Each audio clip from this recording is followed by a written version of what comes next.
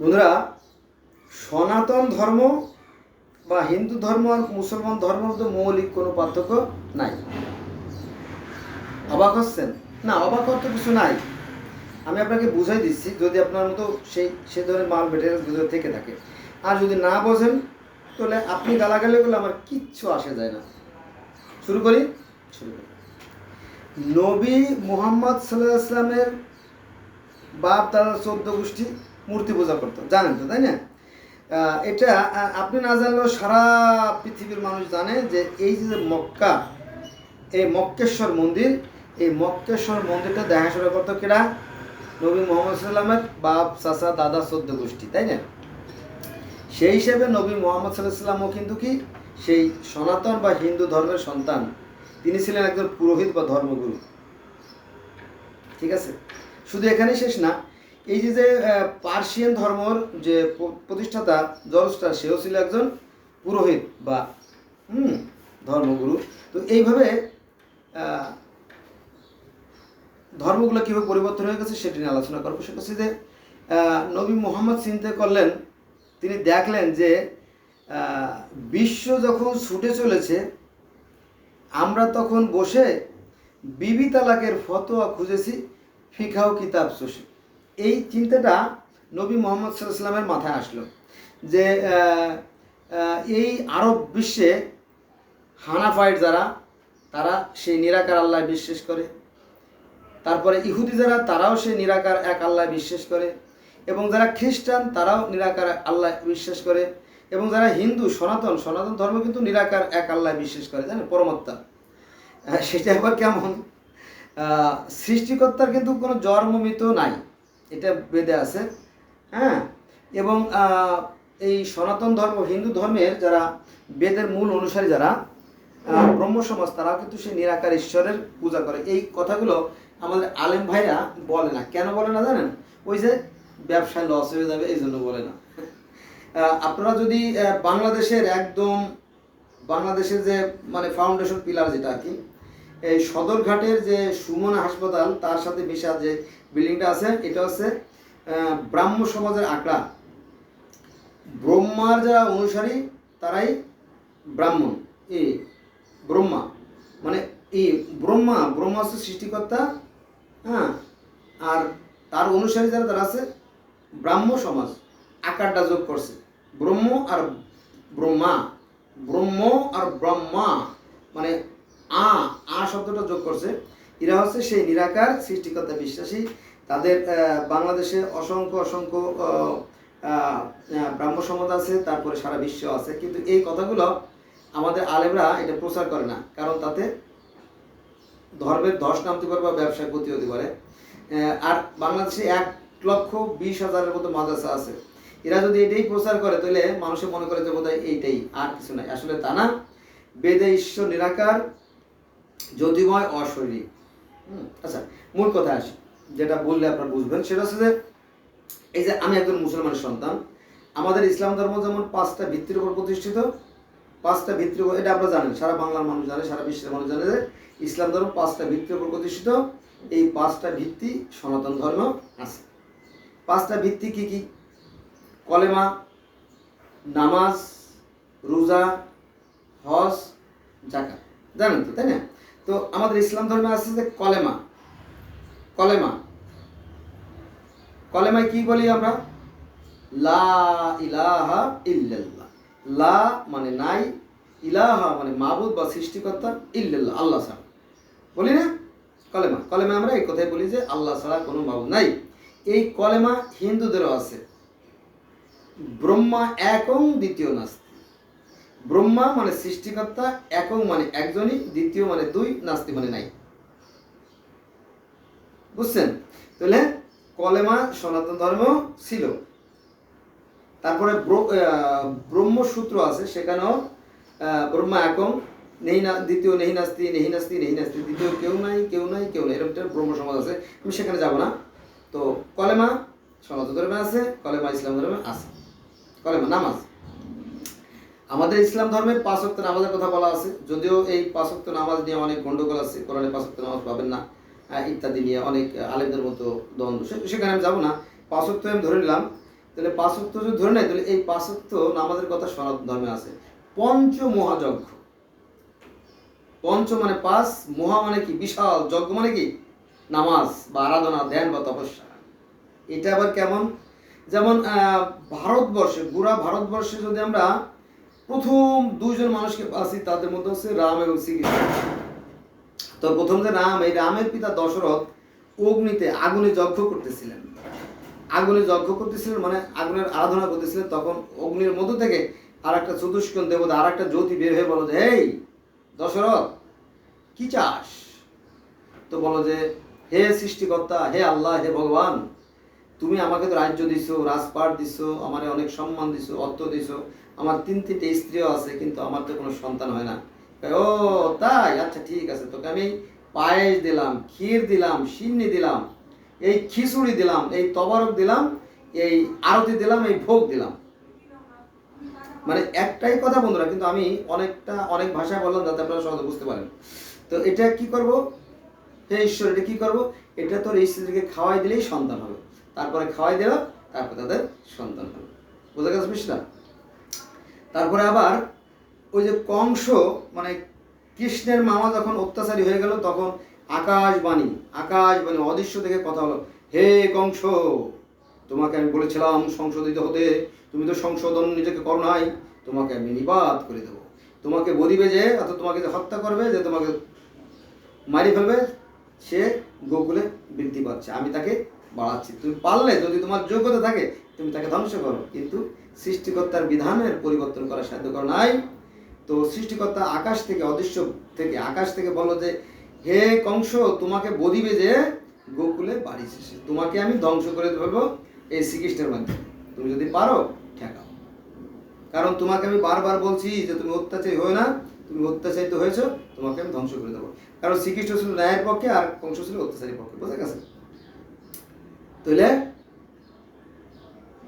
কলেমা, নামাজ, অদৃশ্য। তারপর নারদ মুনি একবার মন্দাকিনী নদীর তটে বসে ধ্যান সাধনা করতেছিলেন, সেখানে ঈশ্বরের আবির্ভাব ঘটে, অদৃশ্য। তখন নারদ মুনি জিজ্ঞেস করে, হে ভগবান, তুমি কোথায় থাকো গো?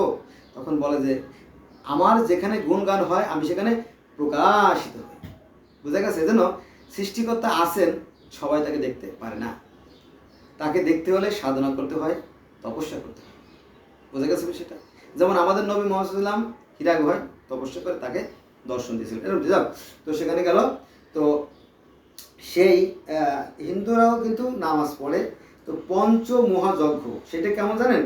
হে পৃথিবীর অধিপতি, হে বিশ্বজাহানের পরিচালক, এভাবে বেদে কিন্তু এভাবে লেখা আছে। কারণ আমি বেদ পড়ছি, তো বেদ না, পৃথিবীর অসংখ্য ধর্ম পড়ছি। তো সেখানে বলছে, হে পৃথিবীর অধিপতি, তুমি আমাকে দাও জ্ঞান, দাও শক্তি, দাও সামর্থ্য, দাও সুস্থতা, দাও ধন, দাও চাল, দাও ডাল, দাও নুন, দাও তেল, দাও স্বর্ণ, দাও পুত্র সন্তান, দাও গাভী, দাও ইত্যাদি ইত্যাদি ইত্যাদি। এই যে বেদে আছে, যদি আপনারা দেখতেন। কিন্তু আমাদের আলেম ভাই এগুলো দেখে না, জানে না, না জানে তারা মিথ্যে কথা বলে। আল্লাহু আকবার, আল্লাহ তাদের মাফ করুক। তারা মসজিদের মেম্বারে দাঁড়ায় অন্য একটা ধর্ম সম্বন্ধে মিথ্যে কথা বলে, যেটা আমাদের নবী নিষেধ করছেন যে তুমি যদি কোনো কথা শোনো, সেই জিনিসটাকে যাচাই বাছাই না করে যদি তুমি সেটা আবার মানুষকে বলো, তাহলে হবে মিথ্যের নামান্তর, তার মিথ্যাবাদী। আর মিথ্যের কাজ হচ্ছে শয়তানের কাজ। আমাদের ইমামরা কিন্তু এই মিথ্যা কথা বলে। খোদ মসজিদে মেম্বারের পর দাঁড়ায় আমার সামনে আমি দেখছি যত গাল গপ্প আছে, যত মিথ্যে কথা আছে, মুসলমান ছাড়া সবার বিরুদ্ধে তারা বিশুদ্ধার করে, খারাপ কথা বলে, বাজে বাজে নোংরা কথা বলে। কেন বলে আমি জানি না। তারপরে তো জানেন যে এরা আরে কিনা জানি মাবিয়ার গোষ্ঠী, ইয়াজিদের গোষ্ঠী 70 বছর ধরে নবী মুহাম্মদ সাল্লাল্লাহু আলাইহি ওয়াসাল্লাম এবং তার পরিবারবর্গের মধ্যে গালাগালি করতো মসজিদে। জানেন না? এই গালাগালি সেই ইয়াজিদের বংশরাই শিখেই গেছে আমাদের এই আলেম ভাইদেরকে। এর আর পরিবর্তন হবে না। যাও, তাহলে নামাজ হিন্দু ধর্মেও আছে পঞ্চ মহাযজ্ঞ, আবার পার্সিয়ান ধর্মে 5 ওয়াক্ত নামাজ আছে, সকাল দুপুর সন্ধ্যা রাত, তাই না? আর পৃথিবীতে যে 4300 ধর্ম আছে, প্রত্যেকটা ধর্মেই নামাজ আছে, তবে তাদের পদ্ধতি নিয়ম কানুন ভিন্ন। যে কথা আল্লাহ পাক কোরআনে বলছেন, ইন্টারেস্টিং না? দেখেন কোথায় বলছে এটা বলছে সূরা হজের 67 নম্বর আয়াতে।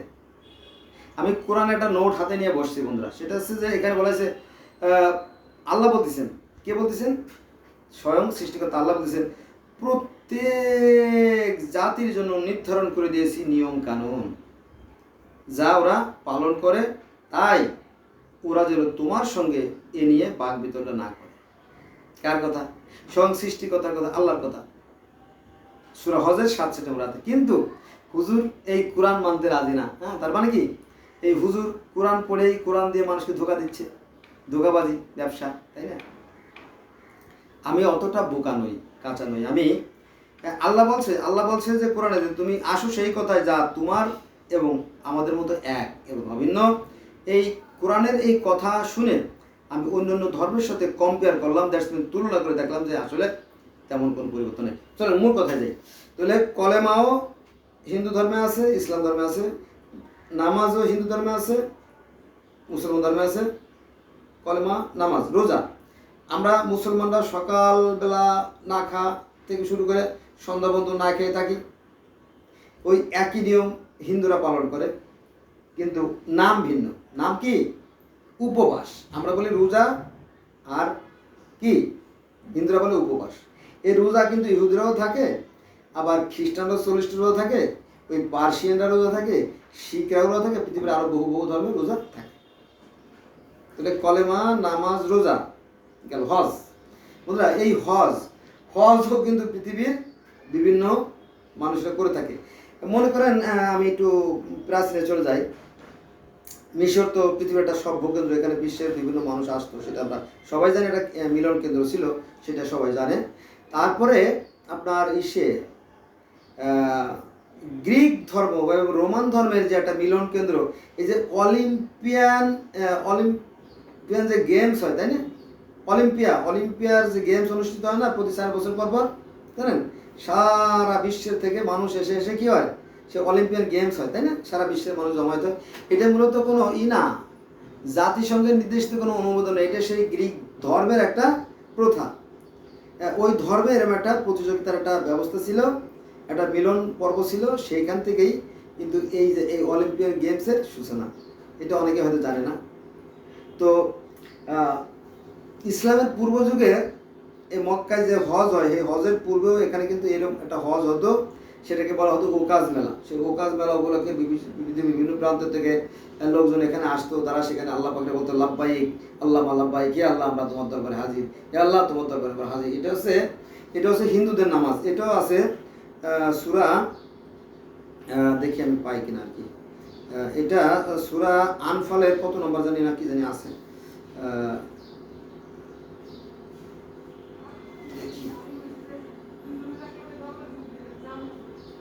হ্যাঁ রাইট, পাইছি, থ্যাংক ইউ। আর কাবা গৃহের নিকট শুধু শীষ ও করতালি দেওয়াই ছিল তাদের নামাজ। তার মানে কি, হিন্দুদের নামাজও ছিল। ওই যে সূরা আনফালের 25 নম্বর আয়াতে, বন্ধুরা এটা সূরা আনফালে যাবেন, যে এখানে হিন্দুরা যায় বলতো, শীষ দিত, উলু ধ্বনি দিত ইত্যাদি। আর আমরা করি লাব্বাইক আল্লাহ লাব্বাইক, হে আল্লাহ আমরা তোমার হাজির। দেখেন না, হাজির যেতে বলে ওই একই কথা। এই হজের আগে এই কাবা গৃহের চারপাশে হিন্দুরা ন্যাংটা হয়ে, উলঙ্গ হয়ে তাওয়াফ করতো। তারপরে 7 পাক দিত, মাথা মুন্ডন করতো। তারপরে আপনার ওই আমরা যে গরু জবাই দেয় না, উট জবাই দেয় মক্কা যায় হজের সময়, ওই সময় ওরা ওই বলি দিত, দেবতার নামে বলি দিয়ে রক্তটা দেবতার গায়ে ছিঁড়ে দিত, আর নিজেরা মাংস টাংস খাইতে, এরকম আর কি। যাই হোক, সবই ছিল। তারপরে ওই যে চাপা মারা, দৌড়দৌড়ি, ওই জায়গায় একজন নারী এবং পুরুষের মূর্তি ছিল। এই কথা অনেকেই জানে না, বা আলেমরা বলে না। কেন বলে না আমি জানি না। সেখানে একটা খুঁটি কাটছে। বন্ধুরা এই খুঁটিটা কি আসলে শয়তান? আসলে কি মনে হয় শয়তান? আর এই পাথর যদি, এই যে কালো পাথরে আমরা চুম্বন দেই, এই পাথর যদি কাল কিয়ামতের ময়দানে যদি কথা বলতে পারে, তাহলে মূর্তিরা কেন কথা বলতে পারবে না, তাই না? অবশ্যই পারবে, তাই না? যাক, তো এটা হচ্ছে হিন্দুদের দাবি যে এই যে কালো পাথর, এটা মূলত তাদের যে শিব, মানে দেব, আদিদেব মহাদেবের শিবলিঙ্গ, সেইটাই মুসলমানরা এখন বানাইছে জান্নাতি পাথর, এরকম আর কি। বুঝছেন? তাহলে আমরা কি পাইলাম? কলেমা পাইলাম, নামাজ পাইলাম, রোজা পাইলাম, হজও পাইলাম। হজ পাইলাম না? হজ। হিন্দুরা আগে এই কাবা গৃহের চারপাশে তাওয়াফ করতো এবং একই নিয়ম আর কি, একটু ভিন্নভাবে। তো সেটাকে বলা হতো ওকাজ মেলা, সেই ওকাজ মেলাটা পরিবর্তন করে এখন হয়েছে কি হজ। এই আর কারো পার্থক্য নেই। তাহলে 4টে চলে গেছে। এবার আছে আপনার কলেমা, নামাজ, রোজা, হজ, জাকাত। জাকাত আমাদের ইসলাম ধর্মে যেমন প্রতি বছর ওই 2.5 টাকা, তাই না, শতকরা 2.5 টাকা আসে, যে দেওয়ার নিয়ম আছে আর কি, যে কর দেওয়ার নিয়ম আছে। এটাও কিন্তু ভগবত গীতার 18টা পর্ব আছে। কারণ কুরুক্ষেত্র যুদ্ধ হয়েছিল 18 দিন মিলে। তো এর 13তম পর্ব বলা আছে, যদি কেউ স্বর্ণ সহ ব্রাহ্মণ গীতা দান করে তাহার আর পুনর্জন্ম হয় না। অর্থাৎ যদি কেহ স্বর্ণ, প্রচুর অর্থ সম্পদ বা স্বর্ণ অলঙ্কার সহ এবং গীতা সহ যদি ব্রাহ্মণকে বলে যে আমার আর এই পৃথিবী ভালো লাগে না, তখন তার আর পুনর্জন্ম হয় না। অর্থাৎ কর্ম অনুযায়ী মানুষ 84 লক্ষ জনিতে যে জন্ম নেয়, তাকে আর বারবার পৃথিবীতে আসতে হয় না, সেই কোথায় চলে যায়, স্বর্গে চলে যায়। তারা বলে কি জানেন, হিন্দুরা বলে স্বর্গকে বলে বৈকুণ্ঠ, গোলকধাম, বৃন্দাবন, মানে সেই উত্তম লোকের নিবাস বা আলয়, আধার ইত্যাদি ইত্যাদি বলে তারা। আর আমরা বলি কি জান্নাত বা স্বর্গ। এই তার মানে কি, তাহলে এই সনাতন ধর্মে যে 5টা ফাউন্ডেশন আছে, ইসলাম ধর্মে সেই 5টা ফাউন্ডেশন। তারপরে মোস্ট ইম্পর্টেন্ট যে বিষয়গুলো সেটা হচ্ছে যে মিরাজ। আমাদের নবী মিরাজে গেছিলেন। হিন্দুদের যারা ব্রহ্মচারী তারাও কিন্তু সেই ঈশ্বরের কাছে মিরাজে গিয়েছিলেন। এবং বৌদ্ধ ধর্মের যে গৌতম বুদ্ধ, তিনিও তার মাতা মহামায়া দেবীকে স্বর্গে গিয়েছিলেন, মিরাজে গিয়েছিলেন। তারপরে পার্সিয়ান ধর্মের সেই যে জরথুস্ত্র, তিনিও আল্লাহর সাথে দেখা করার জন্য বিরাজে গিয়েছিলেন। আমরা বলি মিরাজ, তারা বলে বিরাজতে গিয়েছিলেন। এরকম অনেক অনেক। আর যেহেতু ইহুদি ধর্ম এবং খ্রিস্টান ধর্মের নবীদেরকে আর এই আসমানে যেতে হয় নাই, কারণ স্বয়ং আল্লাহ পাক পৃথিবীতে এসে তাদের সাথে দেখা করে গেছেন, মানে সেটা এক ধরনের বিরাজ। বোঝা গেছে বিষয়টা? এই হলো বিষয়। আর কি, আরেকটা ইম্পর্টেন্ট বিষয় আছে, সেটা হচ্ছে যে জান্নাতে তো আমরা পৃথিবীর সবাই যেতে চাই, তাই না? এটা মোস্ট ইম্পর্টেন্ট একটা সাবজেক্ট। তো আমরা মুসলমানরা যেমন কিয়ামতের দিন আপনার পুল সুরতে যে পথ আছে সেটা পাড়ি দিয়ে জান্নাতে যাব, ঠিক ওরকম একই কথা আছে সনাতন বা হিন্দু ধর্মে, যে বৈতরণী বা আগুনের নদী বা তপ্ত নদী পার হয়ে স্বর্গে যেতে হবে। তবে সেখানে কীভাবে পার হবে? সেখানে যারা পুণ্যবান, যারা সৎকর্মশীল, যারা ন্যায়বান, যারা আদর্শবান, যারা চরিত্রবান, যারা ভালো মানুষ, তারা কি করবে? তারা গরুর লেজ ধরে স্বর্গে চলে যাবে। এটা আছে সনাতন ধর্মে। আর পার্সিয়ান ধর্মে আছে যে আপনার সিম্বত সাঁকো। সাঁকো বুঝছেন না? সাঁকো মিন কালভার্ট, ব্রিজ, পুল মানে। তো সেই সাঁকো ও যে সিম্বত সাঁকো পার হয়ে কি মানুষ স্বর্গে যাবে। তো বন্ধুরা, এই যে আমরা যারা ধর্ম নিয়ে বাড়াবাড়ি করি, আসলে এগুলো ধোঁকাবাজি। ধর্ম বহু আগের থেকেই ছিল। একটু উদাহরণ দিয়ে বলি, সেটা হচ্ছে যে নবী মুহাম্মদ সাল্লাল্লাহু আলাইহি ওয়াসাল্লাম যখন আরবে ইসলাম প্রচার শুরু করলেন, তখন তার আগে আরবে কিন্তু 1 নম্বরে হানাফাইট, 2 নম্বরে প্যাগান, 3 নম্বরে ইহুদি, 4 নম্বরে খ্রিস্টান ধর্ম, আরও ধর্ম হয়তো ছিল। এবং তারও আগে ধর্ম ছিল যেটা কোরআনে আসছে, যে লাতু মান্না উজ্জাহ বললাম, 4টা দেবতাকে মানত। তারপরে আপনার মিশরীয় ধর্মে 4টে দেবতাকে মানত, সেটা হচ্ছে কি হু, শিয়া, শে, মেহ, 4টে দেবতা মানত। হ্যাঁ, আর ইহুদি খ্রিস্টান ধর্ম তো ইসলাম ধর্মের মতো একই রকমের আর কি, এই একটা বিষয়। তো আমার এই ভিডিওটা যারা দেখছেন, আমি অনুরোধ করি প্লিজ, অ্যাভোভার মাই রিকোয়েস্ট, আমার সর্বোপরি অনুরোধ, চলেন আমরা মানুষ হওয়ার চেষ্টা করি। মানুষের সাথে মানুষের কোনো ভেদাভেদ নাই, সকল মানুষ একই স্রষ্টার সৃষ্টি, একই আদমের সন্তান। এর প্রত্যেকটা মানুষের ধর্ম স্বভাব একই, কারণ প্রত্যেকটা মানুষ সুখে আসে, দুঃখে কাটে, শীতে কাটে, প্রত্যেকের আবেগ অনুভূতি এক। হ্যাঁ, প্রত্যেকটা মানুষের ধর্মই এক। কিন্তু কিছু ব্যবসায়ীরা তারা আমাদেরকে ধোঁকা দিতে চায়, হ্যাঁ, আমাদেরকে মানুষের সাথে মানুষের বিভেদ সৃষ্টি করতে চায়। এদের থেকে সাবধান। আমি কিন্তু একজন নিরপেক্ষ মানুষ। আমি চাই পৃথিবীতে শান্তি বিরাজ করুন। ধন্যবাদ সবাই।